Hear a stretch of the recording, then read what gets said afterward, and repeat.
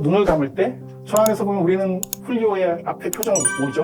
하지만 눈을 감을 때 비로소 어떤 영화를 상상할 수 있다는 것은 봄으로써 상상하는 것이 아니라 눈을 감음으로써 혹은 보이지 않음으로써 상상할 수 있는 영역이라는 것이 항상 영화에는 있고, 빅토르 에리시의 영화를 보면 그런 것들을 향한 어떤 작용들에 대한 끊임없는 관심 혹은 기다림, 그런 것들이 있어요. 소위 말해서 컷 사이에, 장면과 장면 사이에 뭔가 점프되어 있을 때 그 안에 것들을 채우는 건 관객들의 상상이에요. 그래서 어떻게 채울까 하는 관객들의 몫이기도 하고요.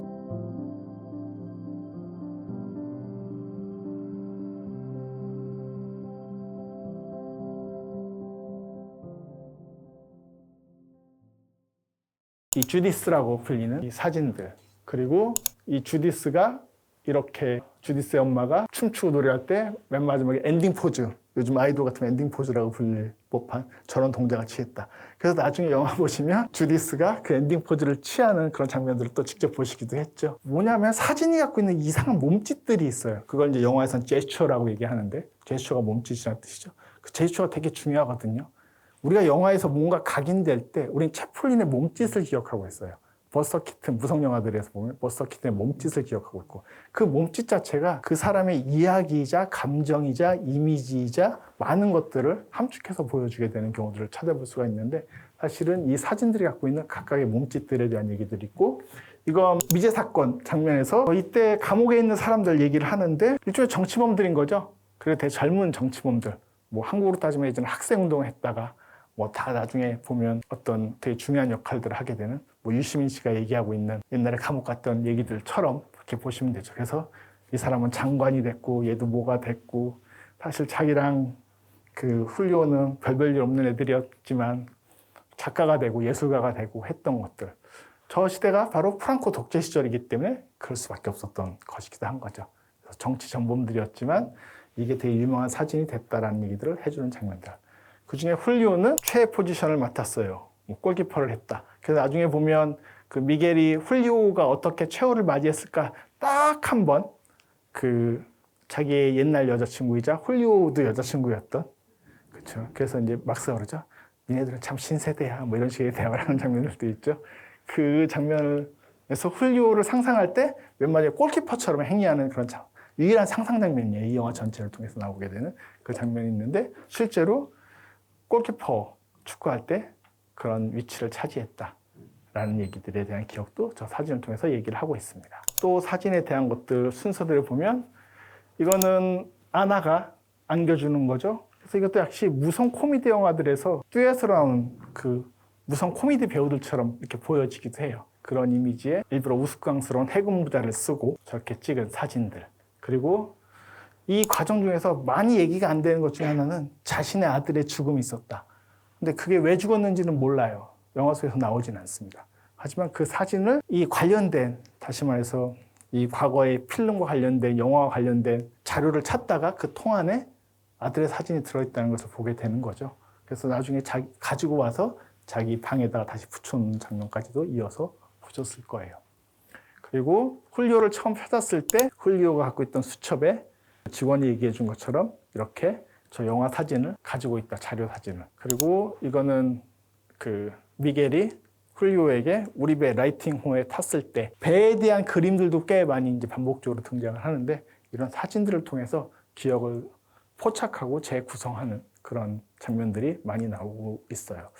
그 사진에 대한 여러 가지 이제 이론들이 있고 썰들이 있는데요. 뭐 사진도 역사가 오래 영화보다 더 먼저 됐으니까요. 어떤 미학적 특징을 얘기할 때 가장 많이 얘기하는 것 중에 하나가 미이라 컴플렉스예요. 이건 영화 이론가인 앙드레 바쟁이 제기했던 주장이기도 한데, 사진이라는 게 왜 중요하냐라고 하면, 미이라 컴플렉스라는 게 뭐냐면 영원히 살 거라고 생각했던 이집트 사람들이 왕을 이제 미이라로 만드는 거잖아요. 그럼 때가 되면 부활할 것이다 라고 하는 것처럼, 사진이 갖고 있는 것은 그 과거의 시대를 곳 그대로 미이라처럼 방부제처럼 보존하는 거죠. 그게 사실은 영화뿐만 아니라 사진과 같은 이런 시각예술에서 가장 중요한 기능 중에 하나고, 기록으로서의 가치는 단순히 미이라가 다시 부활하는 거잖아요. 이것들도 과거에만 복속돼서 그냥 그 상태를 찍은 것이 아니라 현재가 됐을 때 어떤 의미를 가지고 살아있는 사람들에게 새로운 의미로서 부활하게 된다는 거죠. 재현이라고 하는, 소위 리프레젠테이션이라고 하는 단어의 핵심적인 뜻이기도 한데요. 뭐 여기까지는 안 가셔도 됩니다. 근데 재현이라는 것이 시각 예술에서 가장 기본적인 중요한 단어이기도 해요. 이 영화에선 정확하게 영화적 가치, 사진적 가치가 재현적 가치라는 것. 그리고 이것이 다시 사람들에게 확인하고 의미를 부여받고 다시 묻게 되는 순간들이라는 것을 이렇게 정확하게 반복적으로 보여주고 있습니다. 그래서 이 사진이 이렇게 재현될 때 영화 속에서 상상했던 것처럼 마치 주디스가 엄마가 했던 그 동작을 나타날 때 어떤 사진이 구현되는 힘, 어떤 재생의 힘 같은 것들이 있는 거죠. 주디스가 저 아빠 앞에 나타나서, 레비 앞에 나타나서 어떤 포즈를 취할까, 어떻게 다가올까라고 했을 때 고스란히 우리가 상상했었던 그 사진의 그 장면을 그대로 재현해 보여주는 장면을 통해서 그 에너지를 전달하고 있다라고도 얘기를 할 수가 있을 것 같아요. 그리고 이건 좀 복잡해 보이시죠? 근데 알고 보면 되게 재밌는 장면이에요. 저는 개인적으로 아시는 분들 아시겠지만 책을 워낙 좋아하기 때문에 우리 문학과 관련된 인용도 많아요. 물론 미겔이 페어라고 하는 소설을 썼었고 그것을 사인해가지고 자기 여자친구한테 줬었는데 나중에 헌책방 같은 데서 이렇게 매대 유럽에 많거든요. 그런 식으로 거기서 다시 발견해가지고 그걸 다시 돌려주는 장면까지 이어지게 되는데 첫 번째 딱 그게 그 프라도 미술관을 나와서거든요. 프라도 박물관을 나와서. 근데 아까 프라도는 슬쩍 지나가긴 했습니다만 제가 제일 전 세계에서 저보고 가본 미술관 중에 손에 꼽으라면 저는 프라도가 넘버원이에요. 피오 바로아는 스페인의 그 현대문학의 효시라고 볼 수 있는 그런 분이에요. 그래서 이분이 아까도 얘기했던 것처럼 그 스페인 북부 지역인 바스크 지역에서 태어났는데 하나 더 추가로 말씀드리면 이 바스크 출신이 또 누구냐? 빅토르 에리시드 바스크 지역 출신입니다. 그래서 사실은 저런 것들이 서로 또 연결되어 있는 부분들이 해요. 그래서 의학자였지만 20세기 소설의 그 어떤 막을 열었던 인물. 그래서 실제로 동상이 있어요. 마드리드에. 그 동상을 그대로 찍어서 처음에 보여주고요. 그 다음에 이제 책을 찾아보면서 마르쉐의 꿈의 서예, 이것도 실제로 있는 작가예요. 꿈의 서예 마르쉐라고 하는 작가는 이 사람도 그 이 영화에서 보신 것처럼 꿈과 현실을 막 섞어 쓰는 사람이에요. 그래서 2012년도에 저 꿈의 서예라는 게 처음으로 나왔는데 뭐 이런 소설들을 쓴다고 합니다. 보면 이제 본인의 폐허도 그런 소설이죠. 그래서 내가 오랜만에 다시 읽어보는데 재미없어 읽지는 말하면서 올라한테 이렇게 말하는 장면이 아마 기억나실 거예요. 어떻게 보면 모던한 소설이고 어떤 의식의 흐름들이 막 따라가지는 그런 소설들을 쓰는데 그런 소설에 대해서 여전히 이 미겔이 관심을 가지고 있구나라는 것을 알 수 있게 되고요. 그러다가 자기 책을 찾는 거죠. 페어를 찾아가지고 롤라에게 함께한 날들을 위하여라고 77년 12월 마드리드에서 사인해서 또 했던 그런 기억들. 저런 얘기들도 영화에서 되게 많이 쓰죠.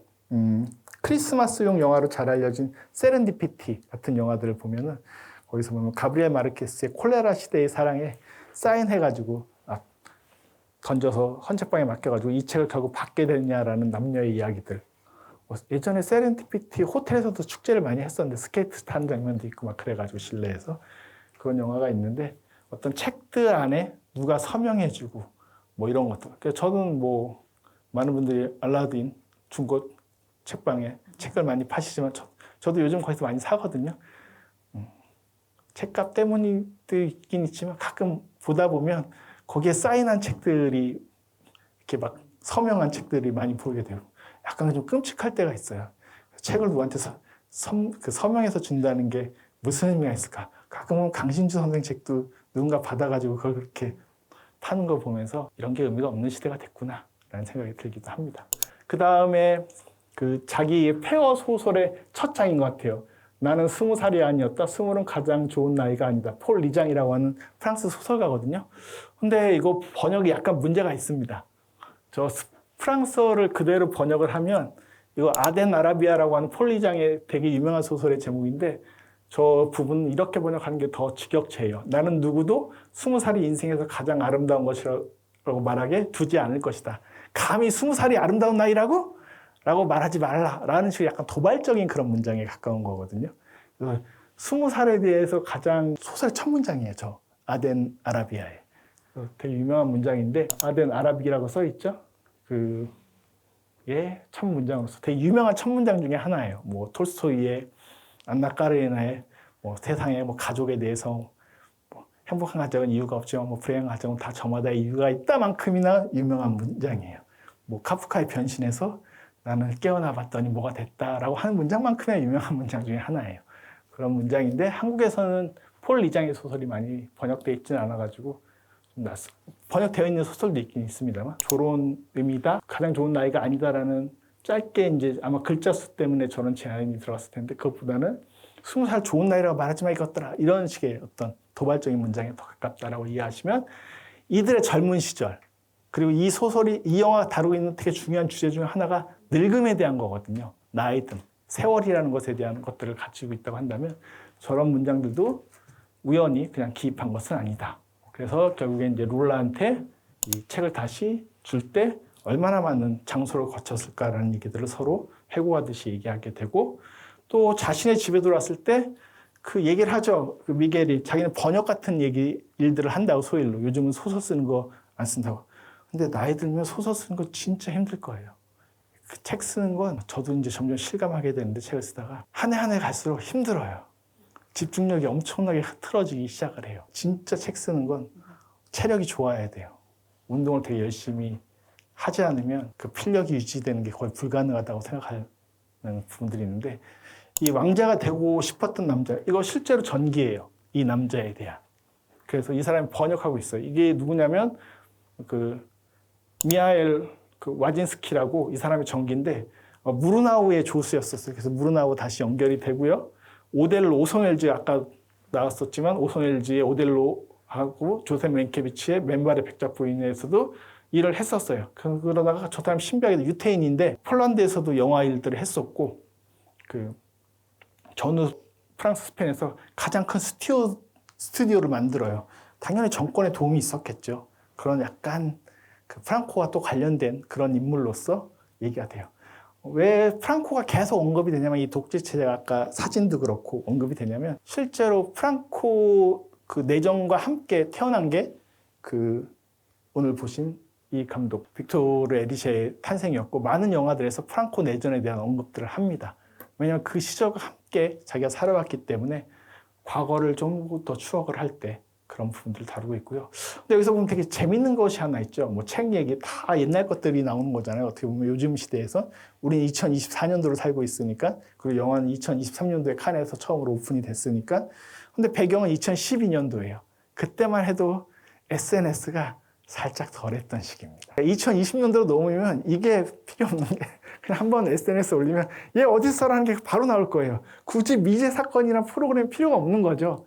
그래서 2010년도라는 설정도 12년도라는 설정도 그런 점에서 되게 디테일하게 좀 필요했던 부분이에요. 그때만 해도 지금 정도의 SNS는 아니에요.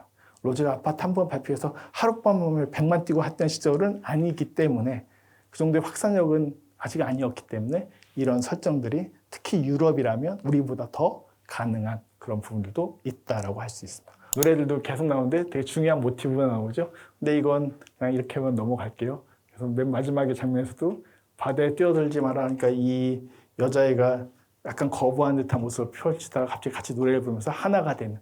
노래는 빅토르 에리셰 영화에서 끊임없이 인물들을 연결하는 중요한 어떤 기억의 매개체로서 작동을 합니다. 그거는 뭐 한국 사람들도 별반 다르지 않을 거예요. 세대별로 다 좋아하는 노래들이 있는 것처럼 얼마 전에 그쵸 제가 약간 사적인 얘기가 합니다만 노래방에서 갑자기 유지아 노래를 누가 좋아한다 해서 끊임없이 부르게 됐었는데 그쵸 유지아를 아는 세대와 모르는 세대는 뭐 리메이크도 워낙 많이 됐긴 했었습니다만 확실히 어떤 세대마다의 어떤 음악들이 분명히 있을 수밖에 없다라고도 할 수 있을 것 같아요. 그럼에도 불구하고 여전히 중요한 것들이 있습니다. 이렇게 봤는데도 또 중요한 것이 있다? 네, 있어요. 뭐가 중요하냐? 첫 번째, 이름이 뭐라고? 라고 이제 미겔이 말하지만 실제로 이 남자는 훌리오는 훌리오로만 살지 않았고 영화 속에서 마르코라는 이름을 가지고 있었고 마리오도 있었어요. 기억나세요? 마리오? 기억나세요? 그 미제 사건에서 보면 탱고 탱고 가르쳐주는 남자로 가명으로 그걸 하고 있었던 거죠. 소위 말하는 투잡 알바예요. 네. 투잡 알바에는 마리오도 있었고, 그 다음에 그 수녀들이 있는 곳에선 가르델이라는 뭐 살고 있었고. 그래서 이름이 사실은 3개만이 아니라 4개나 된다.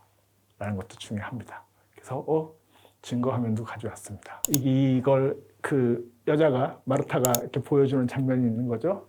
그러면서 그때, 먹고 살기 힘들지. 뭐라고 얘기하면서 여기서 보면 15일 안에 탱고를 가르쳐주는 남자로서 한때 투잡을 뛰었다라고 할 수 있고요. 15일을 가르쳐주는 마리오였지라고 기억하는 장면도 그대로 다시 한번 대꾸바꾸고 해서 나오게 됩니다. 가르델이 누군지는 알죠? 그러면서 가수예요 라고 하는 가수 얘기도 있고요. 이 이름에 대한 것들만 있는 것이 아니라 그럼에도 불구하고 이제 선원이었고 같은 해군이었기 때문에 매듭을 쥐어주면서 해군들이 맺는 높은 매듭들은 되게 중요하거든요. 저들한테는 거의 본질적인 거예요. 밥 먹는 거와 똑같은 것들이거든요. 그걸 미겔이 계속 해보이는데 이름은 몰라요. 훌리오는. 하지만 매듭을 지을지는 알죠. 그 수많은 매듭들의 형태들은. 그래서 그 이름이 뭔지. 그 얘기는 아까 아나가 얘기했던 것처럼 얼굴은 다르지만 목소리는 하나다. 매듭의 이름은 몰라도 그 매듭을 지을 줄 안다. 라는 얘기처럼 들기도 하고요. 결국 이름은 다 다르게 4개나 있었지만 결국 사람은 하나다. 매듭처럼 존재는 존재성 자체를 지니고 있다는 것들을 계속 이름의 장면들을 통해서 이 영화는 건드리거나 보여주고 있다라고도 할 수가 있을 것 같습니다. 나이 들에 대한 영화다. 아까 보면 그 막스가 보기에 홀리오의 가장 큰 문제는 노화였다라고 얘기하잖아요, 단적으로. 근데 실제로 나이 듦에 대한 것들이 되게 많아요. 오랜 친구도 나오고 친구의 딸도 오랜만에 만나서 나오고 아나도 낡고 오래된 필름도 있고 프라도 박물관. 박물관이 뭡니까? 다 옛날 것들이 있는 곳이죠. 그것이 다 모여있는 또 하나의 아카이빙 장소예요. 사회적으로 공인받은. 그 다음에 옛날 소설들, 옛 사랑들, 심지어 죽은 아들. 과거는 결코 부활하지 못하지만 우리는 여러분들은 다 과거를 보셨어요. 뭘 통해서? 영화를 통해서. 영화라고 하는 기록성 자체, 아까 사진의 본성이라고 했던 미라 컴플렉스는 그 과거들을 그대로는 아닐지라도 어떤 형태로든 보존하면서 우리의 메모리를, 기억을 자극해서 다시 부활시키는 형태들이 돼요. 하지만 빅토르 에리셰도 느끼는 거죠. 나의 듦이라는 것은 어쩔 수 없는 것이고 그것을 어떻게 수용할 것인가, 받아들일 것인가 하는 것이 이 영화의 또 다른 측면이다라고도 할 수가 있을 것 같습니다. 그리고 체스에 대한 말, 결국 그것이 모티베이션이 돼서 영화를 틀기로 결정을 하는데 왕은 자기의 존재, 좋은 영역을 지킬 수밖에 없죠. 왕은 함부로 막 못 다니죠. 체스를 해보신 분들은 아시겠지만 그런 것처럼 사실 골키퍼라는 것도 되게 비슷하게 보이죠. 물론 뭐 김병지 골키퍼처럼 막 나가시는 분들이 있고 뭐 골 때리는 그녀들 보시면 김병지를 닮아서 이렇게 나가시는 경우도 있긴 있습니다만 기본적으로 뭐 프로든 아마든 골키퍼의 존이라고 하는 것들은 페널티 에어리라고 하는 것은 딱 그려져 있죠. 하지만 얘는 뭔가 지키고 보존하고 기다려요. 그게 어떻게 보면 이런 해석 별로 안 좋아하긴 하는데 이렇게 딱 한번 해보면 영화라는 것이 그 존을 만들고 지금 현대 영화, 동시대 영화라는 것은 그것을 기다리고 있는 것은 아니냐. 사실 이 영화에서 그 영화 속 재현 장면, 옛날 영화 장면들은 일부러 그 빅토르 에리셰가 영화로 찍었어요. 필름으로 찍었어요. 요즘 필름 구하기도 정말 힘들거든요.